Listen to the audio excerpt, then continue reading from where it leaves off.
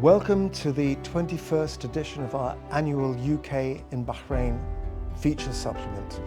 I'm here with the British Ambassador to Bahrain, His Excellency Alastair Long, and we're going to talk about a lot of things related to the UK-Bahrain relations, not least of all the new FTA agreement which has been signed between the UK and the GCC. Thank you to Bahrain This Month. It's lovely to see you. Very good to catch up with you guys after a little break.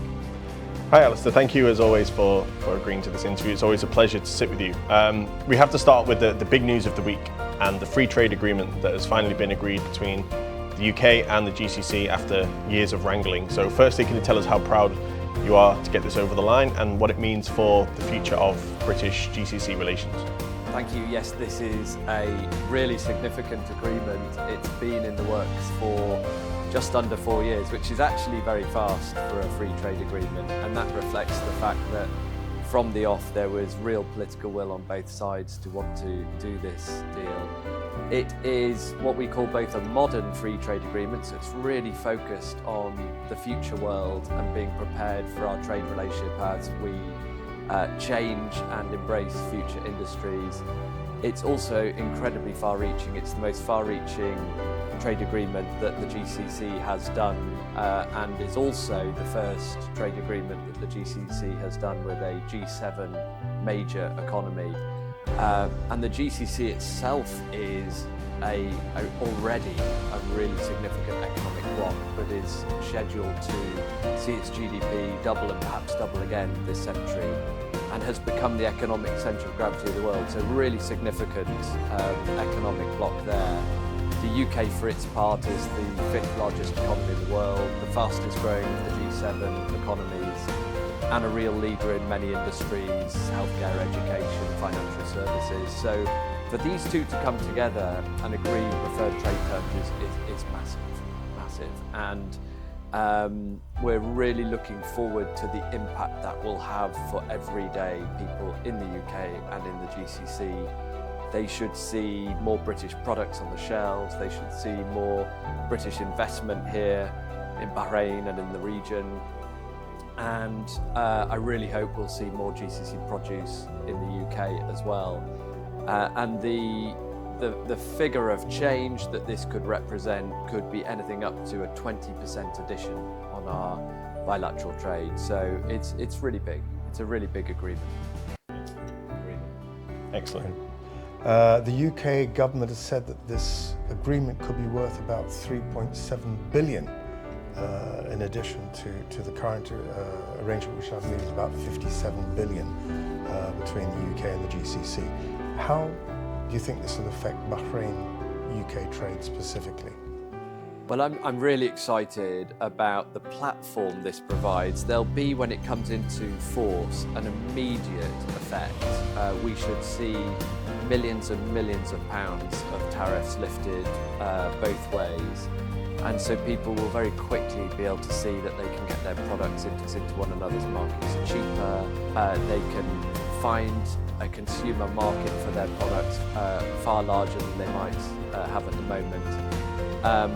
And then it's not only an immediate effect, but what happens with these agreements is that you then get the chance to sit together and build it over time. And so we really should see a major change in the trajectory of our trade relationship. Already it's growing, as you can imagine, but this will give it a heck of a boost. Will it also sort of perhaps encourage further agreements with other nations and regions? You know, people look on it with envy and think, wow, the GCC is getting this deal and what it's done for them. Why don't we have something like that? You know, whether it's growing countries, nations, or stuff like that. Yeah, I think that this is, as I say, quite a groundbreaking agreement. It's future orientated. It's more far-reaching than some of the past trade agreements, and it doesn't just deal with the sort of traditional aspects of trade, your tariff structures and so on. It looks at the kind of assurances that investors and business people want for their industries: protection of intellectual property, data flexibility, the chance to have mutual recognition of qualifications, all sorts of areas which will really spur business on. So yes, look, I think it will be a model for others to look at. we're the first G7 economy to have an agreement like this with the GCC, so doubtless the others will be hot on our tails. But we also have the chance to deepen it further with the members of the GCC. And so, in addition to the agreement we've reached, we may look with Bahrain, for example, at what more we can do together. And the agreement itself provides some structures for dialogue around that. And so, our trade with Bahrain at the moment is 1.3 billion per annum. We want to get that up and through 2 billion as fast as we can. And we're really excited to be working on that with Bahrain. So for British businesses looking to launch to the Gulf, to use Bahrain as a gateway to the Gulf, what practical support do you think this FTA would be able to give these organisations that wish to reach the whole region from Bahrain? So there's so much to say here. I think the first thing that this free trade agreement does is really lend confidence to the relationship between the GCC and the UK. Business will be able to see in this agreement so much that provides them with legal certainty and assurance. So if you're an investor, and many British investors are looking at a place in the Gulf to internationalise from, this really changes the game. And so we do expect to see quite a significant uptick in UK interest in having a platform in the Gulf. Already we've seen that, and we've seen it in respect of Bahrain. We brought the most fintechs to Fintech Forward. We had a really good showing at Gateway Gulf.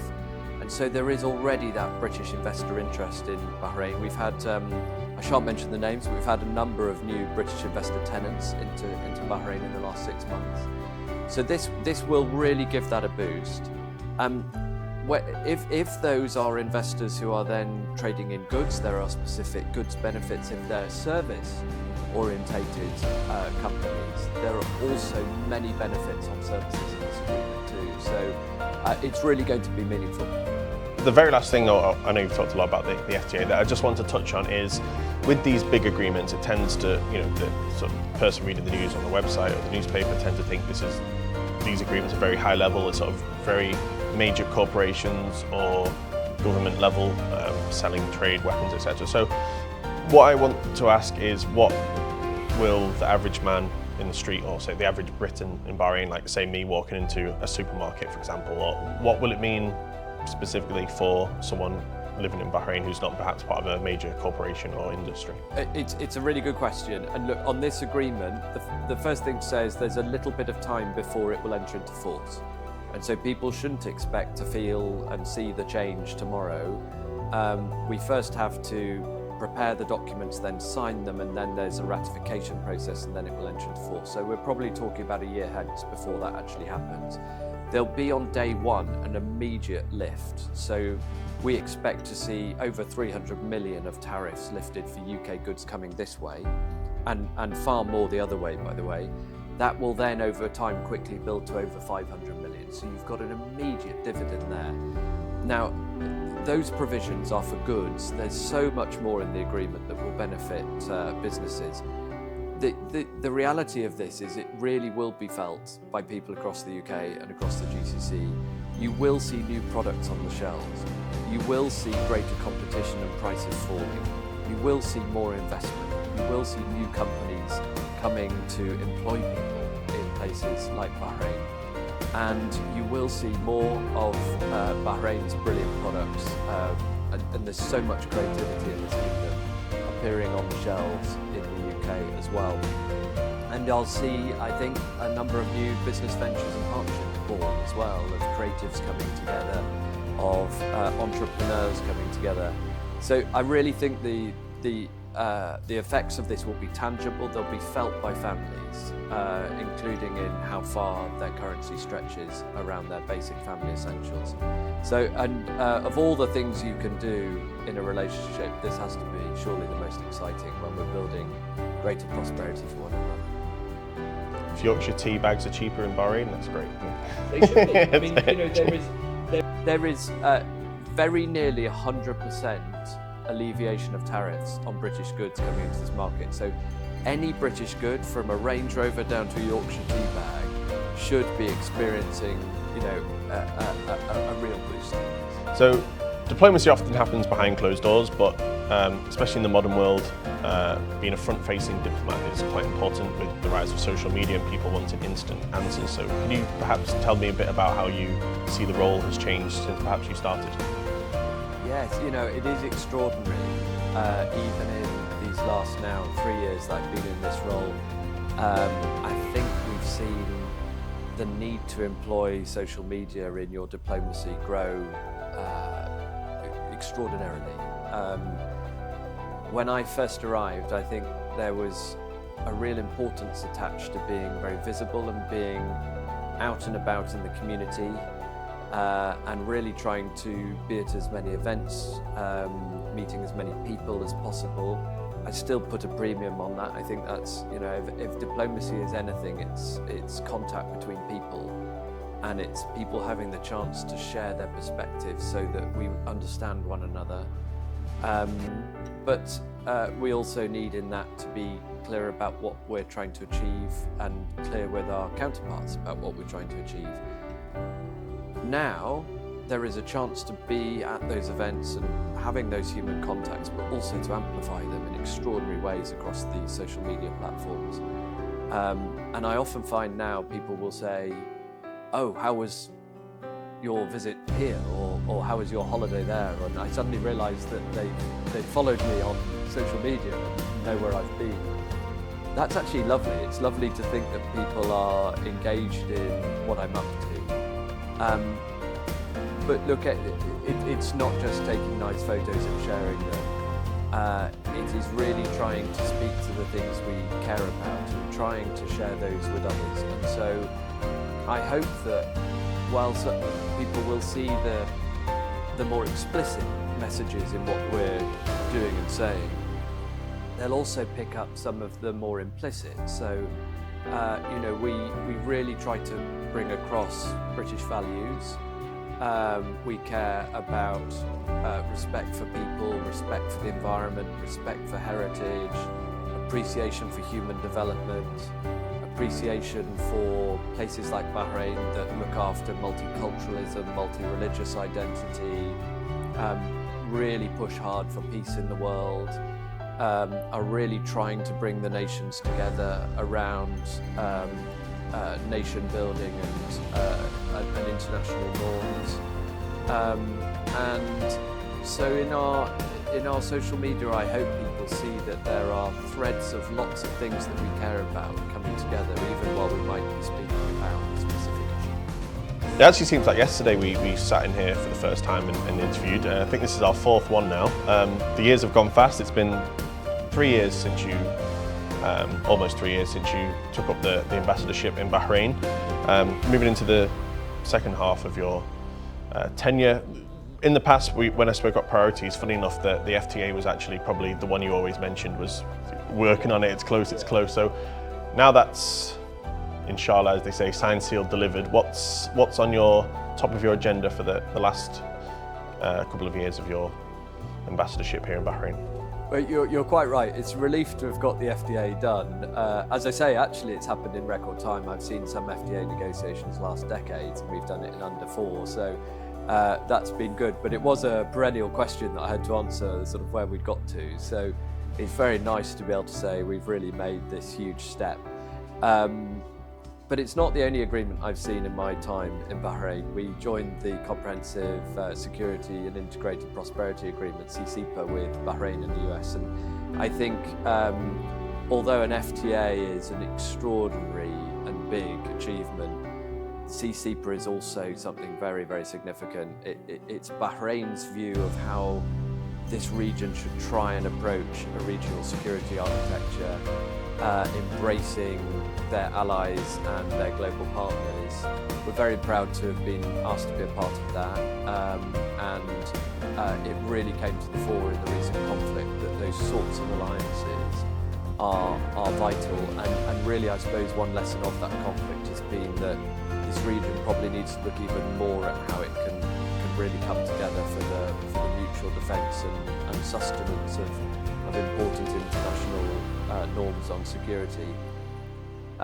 And as we look ahead, I think there's more work to do on that. We clearly faced the most extraordinary situation recently, and Bahrain did incredible things to look after the kingdom here and its people.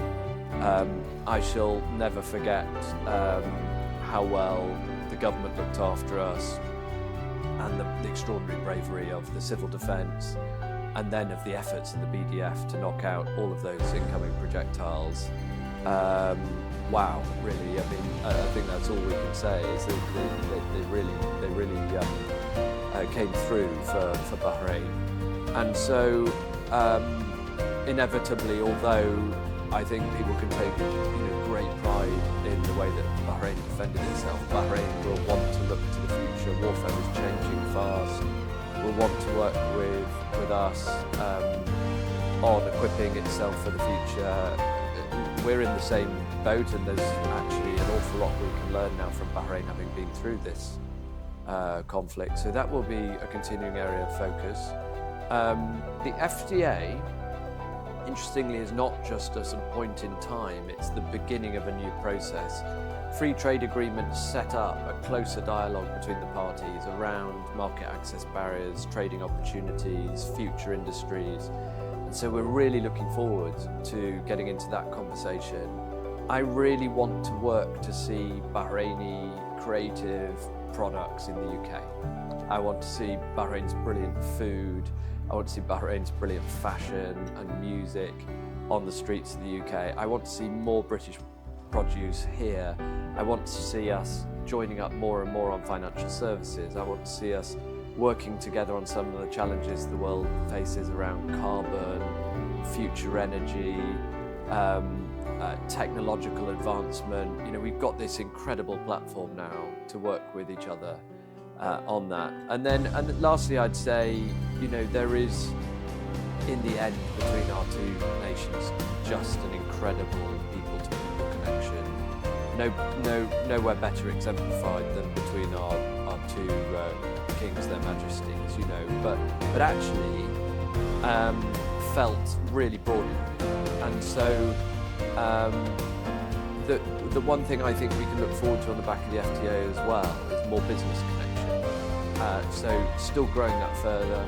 Business often leads to more connectivity. Connectivity means more flights, more visiting one another. So look, it's a really happy moment, and we will be wanting to do as much as we can to support the connections people have between the UK and Bahrain.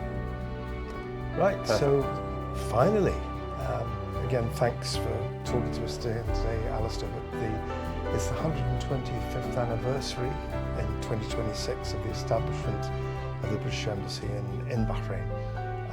How proud are you of that particular milestone? Well, thank you so much for bringing this up. We spotted this. We spotted that we first moved to our site here in Manama, which, for people who don't know it, is we're very privileged to be where we are, right in the middle of Government Avenue, sort of leafy green oasis that you may have driven past without noticing us. But we first arrived here in 1901. And we've, of course, been in Bahrain longer, and we've had a relationship with Bahrain for centuries before that. But we're extremely proud of the history that we have on this site. We were first a political agency and working, I hope in a very modest way, with Bahrain's plans for its development at that time. And then in 1971, of course, Bahrain became an independent, proud nation, and the British political agency turned into a British embassy. And apparently at that moment our flagpole changed. So the three-pronged flag with multiple coloured flags on it to represent a sort of naval tradition came down. And the one single mast flag went up with the Union Jack on it. And in our gardens here and in our buildings, all of this 125 years of history is reflected. But the thing I think I like best about it is that as you sit in this very building, if you look to the right out of the windows, you see old Bahrain, you see the village of Ras Rahman, the trading centre of Manama. We're surrounded by Bahraini families who've been with us in this neighbourhood for all of that time. If if you look to the left, we used to see the sea, but now we see beyond 5 kilometres of new development, soaring skyscrapers, all the modernity of Bahrain and the visual representation of its incredible progress and advancement over the last, particularly the last few decades, when so many of these grand buildings have been built. So we are right on the border between old and new, and we sit here as a witness to all that has been achieved over that period in Bahrain. And it makes us proud because Bahrain's success matters to us terrifically as a very close ally. And one arrives into this building and onto this site and can't but be struck by the extraordinary history we've enjoyed together. Alastair, thank you so much for joining us today. It's been fantastic going through the advantages to both Bahrain and the UK with the new FTA agreement. Appreciate it, and happy 125th anniversary of the establishment of the embassy here in Bahrain. Very much. Well, I'd just like to thank Bahrain This Month for coming to see me again. It's terrific that you show such interest in the work of this embassy and of course in the UK-Bahrain bilateral relationship. For readers out there, I know it's felt like a very uncertain time. We've had conflict in the region. We've got all sorts of internal focus in the UK on the politics. But what I would say is that the relationship between the UK and Bahrain is as strong as ever, and we have so much going for each other, and this new free trade agreement really speaks to that. So I think you can be extremely confident in the future of the UK-Bahrain relationship. Thank you for joining us in the June 2026 edition of UK and Bahrain. Enjoy reading Bahrain This Month, your guide to a great way of life in print, digital and beyond.